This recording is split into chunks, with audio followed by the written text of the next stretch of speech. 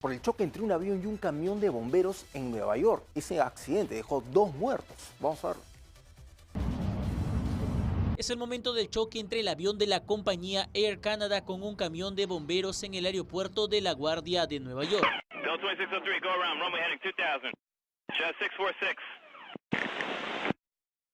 La aeronave ya estaba aterrizando cuando se le cruzó el vehículo de bomberos que se dirigía a atender una emergencia.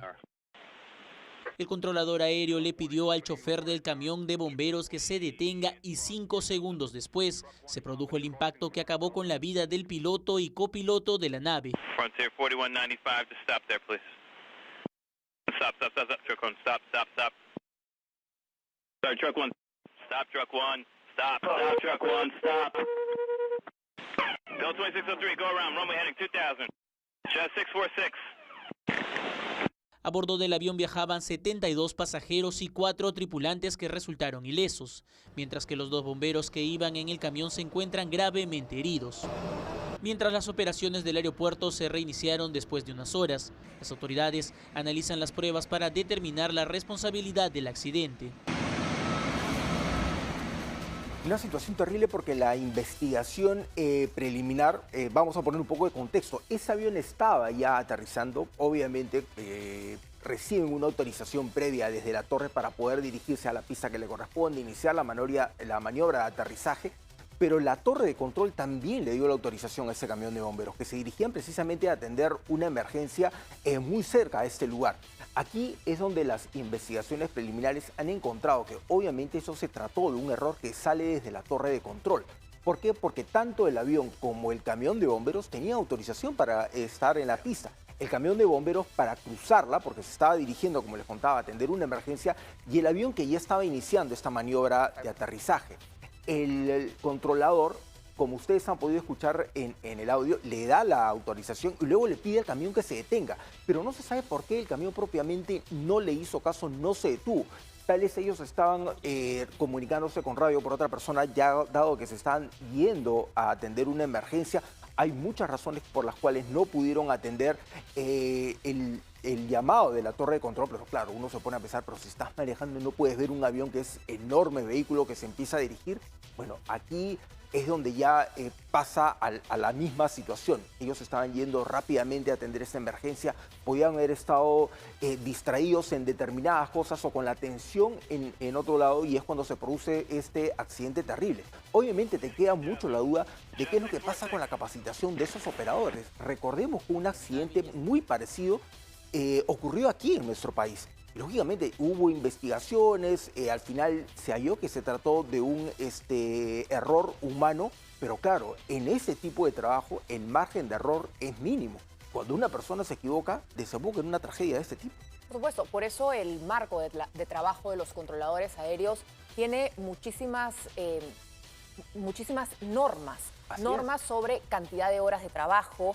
Deben no trabajar una cantidad de horas seguidas porque el tipo de trabajo que tienen es de altísima sensibilidad, altísima relevancia, altísimo estrés, porque sí sucede. Uno a veces cree que es fácil, ¿no? Decir, el que despega, el que aterriza, pero los aviones, cuando están volando, son muchos al mismo tiempo. Un aeropuerto como La Guardia, en Nueva York, es un aeropuerto que tiene una cantidad de vuelos en simultáneo que son segundos. El tiempo de despegue y aterrizaje de un avión a veces va de 50 segundos, 1 minuto, y tiene que ser como una danza precisa, donde un error le cuesta la vida a una persona o a varias, como hemos visto en este caso. Acá en Perú tuvimos un caso muy parecido. Así es. Un caso donde no respondía a un accidente real, porque en este caso los bomberos en La Guardia se estaban moviendo a una emergencia, a atender una emergencia. En este caso fue un simulacro, pero sucedió lo mismo. Les dijeron, entren por aquí a los camiones de bomberos cuando un avión estaba yendo en esa misma línea. Así es, una situación muy parecida, lógicamente, tú bien mencionas, lo que ocurrió aquí era parte de un ensayo, pero obviamente ensayas justamente para prevenir estas situaciones. Lamentablemente, este no es el único accidente que ha ocurrido. En Colombia, un avión militar se precipitó a tierra a pocos minutos de despegar, dejando 66 muertos. Esa aeronave estaba transportando militares y también un cargamento de municiones. Este es el momento en el que la aeronave C-130 Hércules de matrícula 1016 de la Fuerza Aeroespacial Colombiana se precipitó a tierra. Ay, se cayó. Se cayó a mí. Este Hércules, diseñado para operaciones de alta exigencia, habría despegado, no alcanza su máxima altura y minutos después se vino a tierra a 2 kilómetros de la cabecera de la pista de Puerto Leguízamo en Putumayo. Ay, se cayó. Se cayó a mí. Estas son las impactantes imágenes grabadas por testigos tras la colisión del avión en zona rural de Puerto Leguízamo. La aeronave quedó en llamas, desplegando una gran columna de humo. En otros videos se alcanzan a escuchar algunas pequeñas explosiones. Tras el accidente, habitantes del sector y militares llegaron al punto para intentar ayudar a los tripulantes, soldados del ejército y militares de la FAC que resultaron gravemente heridos. En motos, algunos fueron auxiliados y evacuados del lugar. Sí, señor, tranquilo, tranquilo.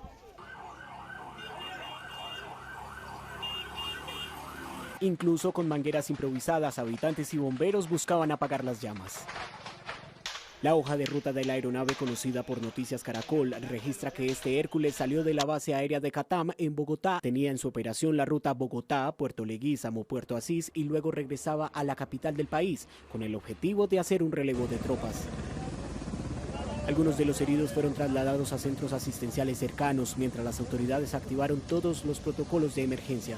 Serán las investigaciones de la Fuerza Aérea las que determinen con exactitud qué provocó el accidente de esta aeronave militar.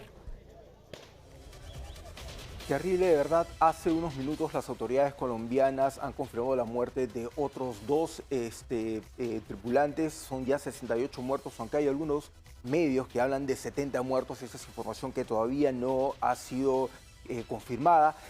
Cuando esto ocurrió, inicialmente se sospechaba de un atentado, porque eso ocurrió en la región del Putumayo, donde hay mucha presencia de guerrillas, principalmente el ELN. Se pensaba que pudo haber sido un atentado, sin embargo, esto se ha confirmado que no. Y aquí viene un tema bastante complejo, porque esto ha generado todo un debate político en torno al mantenimiento que se está dando a las aeronaves de la Fuerza Aérea Colombiana. Algo que en algún momento nosotros también hemos visto que se ha cuestionado aquí también el manejo del presupuesto para el mantenimiento de este tipo de aeronaves.